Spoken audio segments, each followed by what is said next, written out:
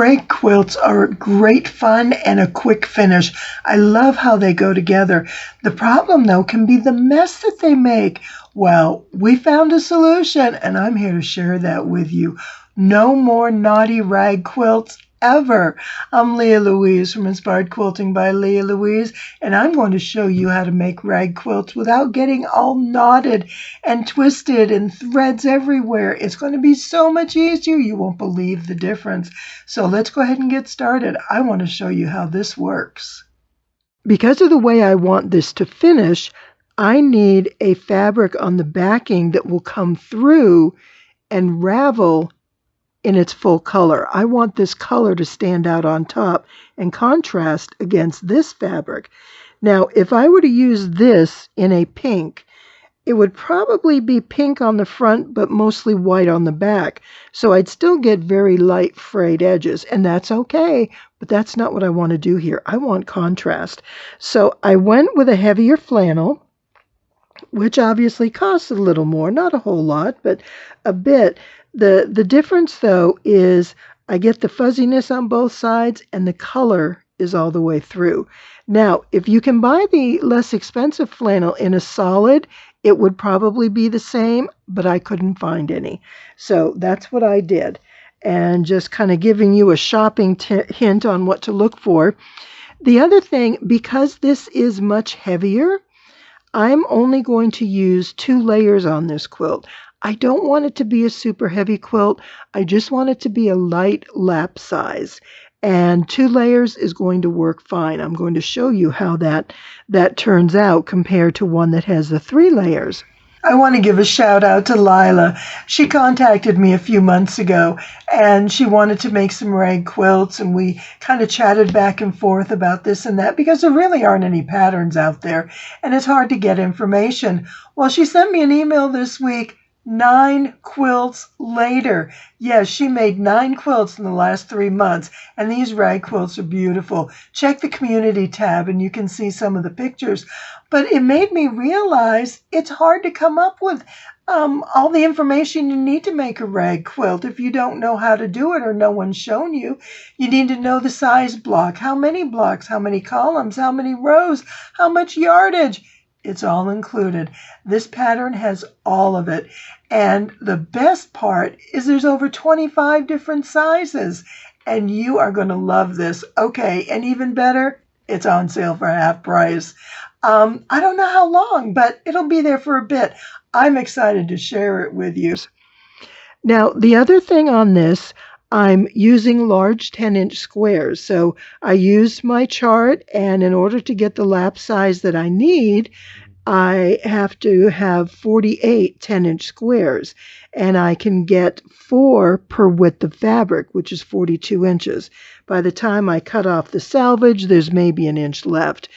If you get a wider piece, sometimes if you get like 43 or 44 inches, and you need a 10-inch square, rather than waste that extra bit, cut it at 10.5 inches. It really doesn't matter as long as you're consistent with all your blocks. But I'll do that in order to use all my fabric. But in this case, I'm going to be cutting a good piece of it off. And so what I'm going to do, and the other thing I wanted to show you, I'm cutting these at the same time. So I have 2 layers of my lightweight and 2 layers of the heavyweight. So that's a total of 8 layers of fabric. And because it's flannel, it is a little bit heavier, but I'm using my 60mm rotary blade, which kind of helps get through those thick edges. So I'm going to cut this at 10 inches, and let me just line this up nice and straight. 1, 2, 3, 4, 5, 6, 7, 8, 9, 10, right there. And I'm going to count it on the other side. 1, 2, 3, 4, 5, 6, 7, 8, 9, 10. Everything looks really good. And so I'm going to hold this tight because there's a lot of fabric here. I don't want this to slip. And keep one of your fingers off your ruler. That'll also help brace yourself so you're less apt to move. And it takes like a little extra push to get over those selvages. Once you get past the selvage, all is good. So now what I'm going to do is cut those selvages off. And let me just line it up square. I just want to take off right to the selvage. And, you know, sometimes when fabric's wrapped on the bolt, it can get a little wonky and stretched out. And even though this was a wider piece, I have enough to spare. I just want to make sure that I have nice straight square edges. So now 1, 2, 3, 4, 5, 6, 7, 8, 9, and 10 is right here. And one more time, 1, 2, 3, 4, 5, 6, 7, 8, 9, 10. And I'm going to cut right here on the edge. Now, I save these pieces. If you've seen my ruffled rag quilt class, I use these pieces in my borders, and it works out really well. So I always save strips like this. Now, the reason I double layer my fabric when I cut is I will put these in a pile near my sewing machine. Noticeable. And so what we're going to do first is put our blocks together. So as I'm sitting at my machine and I have this stack, I'm going to have 4 pieces of each color back to back. So I can take one off the top, one off the bottom, and sew and go through my whole stack. So when I'm cutting my rows all at the same time, I'm grouping them like this so I can just take a small stack with me.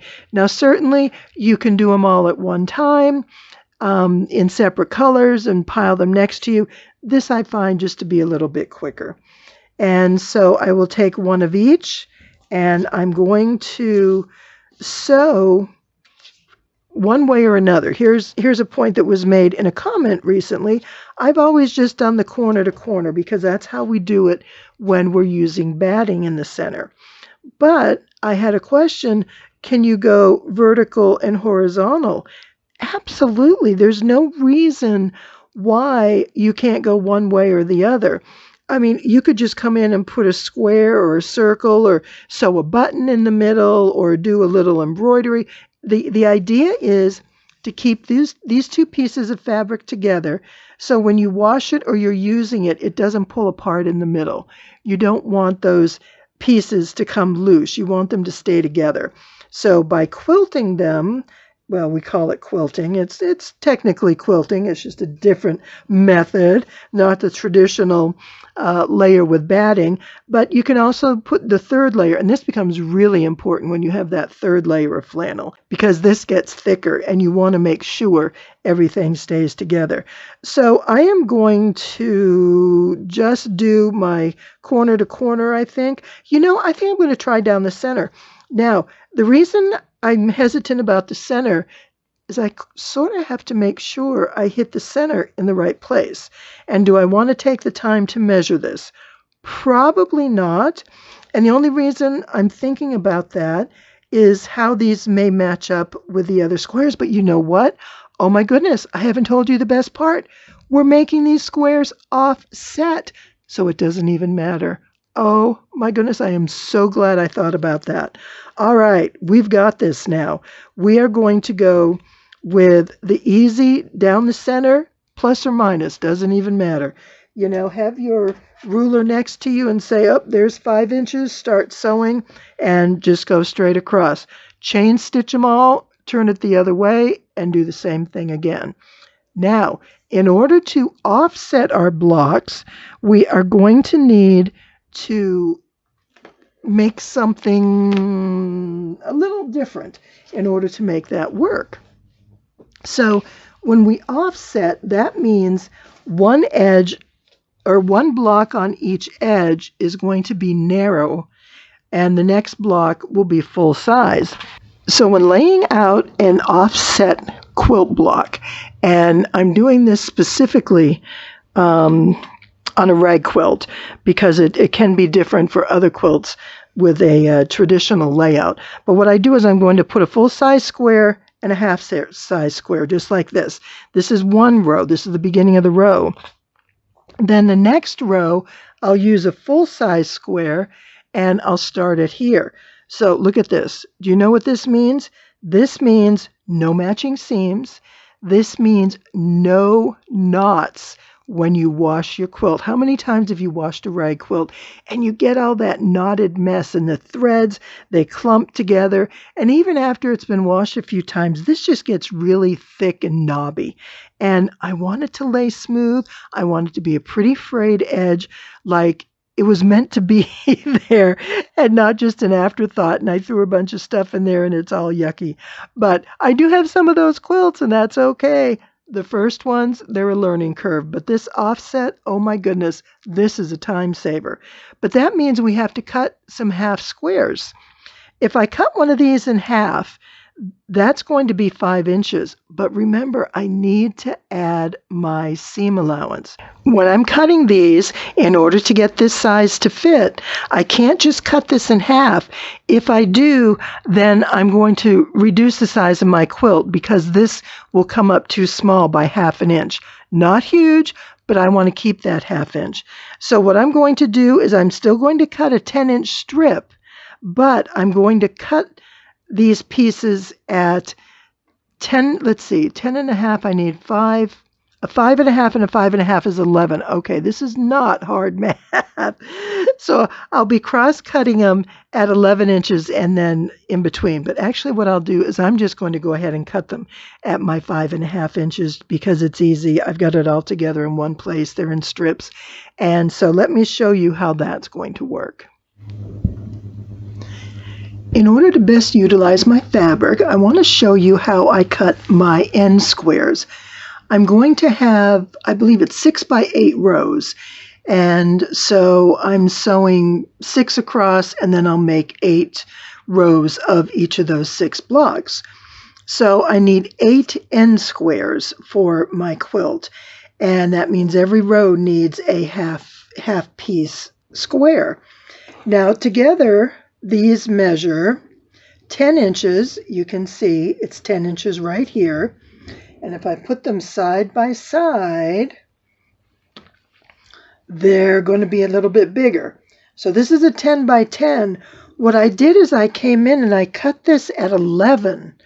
So I still only need the 10 inches in the one direction, but I need it to be 11 in the other direction. And then I cut it at 5 and a half. Does that make sense?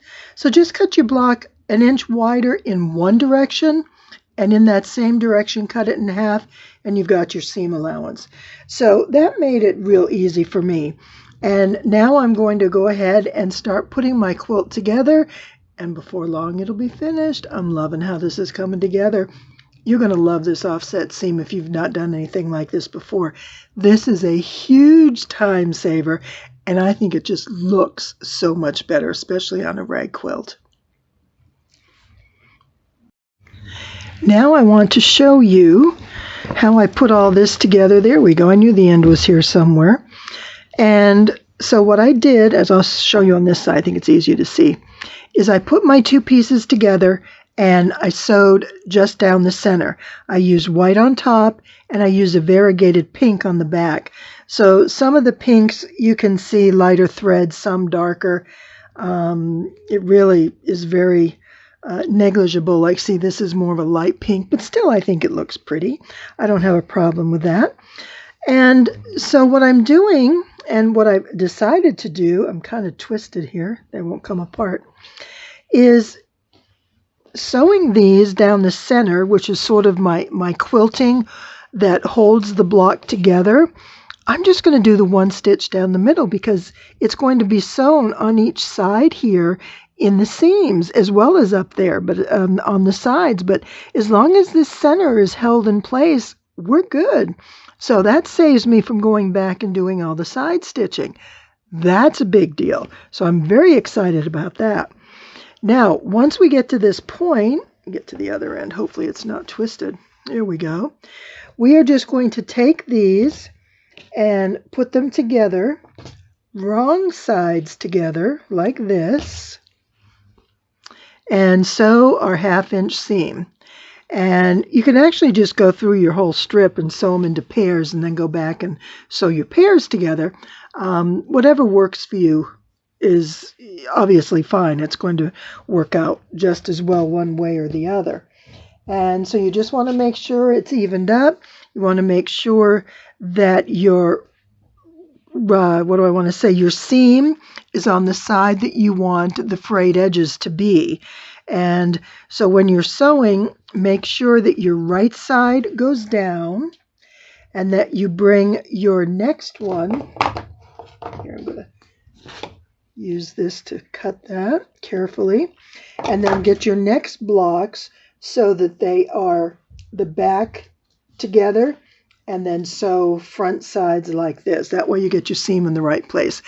Once you do a couple of them, you'll be fine. But initially, it's easy to get a little turned around and sew them the wrong way. Ask me, I've done it more than once. So then, once we get here, we have a row. And you see how that quilting, works great. Now, we're not going to be lining this up. Remember, we are not going to put this seam to seam like this. Instead, what I've done is, see how I've added the half square at the end right here? So now I will take these blocks and I've cut them apart. And I'm going to take one and turn it the other direction, just like this. Just flip it around. And I'm going to begin sewing. And you'll see that, let me lay it up flat. As I'm sewing, my seams are going to be offset. I don't have any seams that I have to join here. That is going to make this so easy. Now, I would maybe put a pin or two in along the way just to make sure that you end up square at the end. And here we go. So the other half is on the bottom row. So the top row I have on that side, the bottom row I have the half square over here. And I'll just go through and sew this, sew it with the seams open, and then we join these together and we have a quilt. It is so easy to do. You're going to be amazed at how simple this is. Well, what do you think? I'm really liking this. It's so simple, but that's what I really like. It's all about the contrast, and that's perfect. A light background with the dark seams, and the best part, offset seams, plus the way I'm going to show you how we clip. We're not going to have seams filled with knots. We're not going to have seams joining up with big clumps of knotty seams, and I don't like that. And that's naughty with a K. But what I want to show you is the clipping. And I've done a lot of it already. I just want to show a couple high points. And most of you already know, and if you have my patterns or taken my class, information is all available there. But the big thing for me when I'm trimming is I also make sure I take off all the loose threads, all the threads at the end of the seam, because they will stand out. They'll be very noticeable in the fringe, because this flannel is a very different kind of a thread than what we sew with, and they stand out a lot. So once I do all my putting it all together, I do a double seam around the edge at a half inch. And you can see that I just come back and I do all the clipping like this. Now it's the corners I want to show you. Sorry, my clippers are still squeaking. I apologize. And I need to go across the corner like this. So we're going to take off just that bit of the corner. The first thing is that's going to eliminate any knotting in the corner. Sometimes the thread comes off in both directions and it gets caught and you've got this wad of threads. Nope, we're not going to deal with that anymore. So we cut that off. We're going to cut on this side and this side, and both of those are inside where we did our stitching. And then one clip right in the center, not all the way down, just a little bit, so that those threads can get nice and loose and wash their way out. And then just come through and, I took my half-inch seam allowance, probably a little bit more, but that's okay. It works for me. And we just kind of go and meet up there. Now, there are a couple seams here somewhere I want to show you. Here it is, this corner. Yeah, this one isn't done yet. So let me just show you this corner real quick. And anything loose I just cut off. So again, we're going to take that corner off right here. Just take it right off, and we're going to clip to one side, clip to the other, and a little clip in the middle, and then one on the outside on each side, just like that. And that is going to make this turn out so nice and clean and even and smooth. And then just work your way around. Now, when you get to these in between, we sew with open seams. We want that seam allowance to be open, and we want to cut towards the seam allowance. So on this one, can't get it turned around, there we are. I'm going to put this right in and cut that seam this way. But notice these come from the other directions because I'm aiming the tip of my clippers towards the seam. Come in that way and come in this way. And so I'm going to come down here and do the same thing. And then now, there we are. Whoops, I didn't quite get that. I want a little crooked on me. And then now all I do is hold those two ends together and use my hands to hold this to the back so nothing is going to get caught. And I just start clipping, and I just work my way through. And that's the extent of it. The clipping is quite easy, and it goes, pretty well. It can take some time, and that's why a lot of times I'll join a couple rows together, and then I'll stop and I'll clip. And I do it as I go because doing it all at one time can take some time. But if you get a good movie to watch, that's okay. That'll work. But I love how this is working out. And the back is good. Of course, I'm all covered with strings at this point. So I'm going to throw this in the wash and show you my finished quilt. All brand new, and it's going to be beautiful with a nice frayed, fluffy edge. I can't wait to show you. Just wait and see. Here's a picture of my quilt, as much of it as I can get anyways. It came out pretty darn big, but I think it looks wonderful. I wanted that contrast, and I absolutely got it. And just look at that. This is after one wash. I washed and dried it once, and there's no trimming. I didn't have to trim anything. What do I want to say? The rows, the frayed edges, they're just wonderful. And there's not a bunch of knots or anything to fuss with. I will wash it again because it's still a little bit linty, but I think it turned out awesome. There will be more colors. I'm thinking maybe blues and greens. Oh my goodness, this is great fun. I can't wait to do some more. Thanks so much for watching.